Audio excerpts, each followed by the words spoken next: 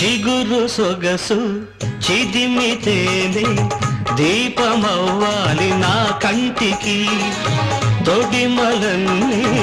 పూలు తొడిగి తొలకరించాలి నీ నవ్వుకి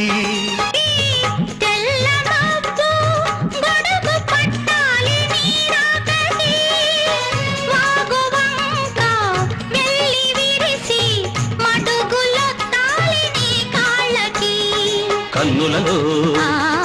హారతివై కౌగిలిలో శ్రీమతివై కడిగేది ఎన్నాళ్ళతో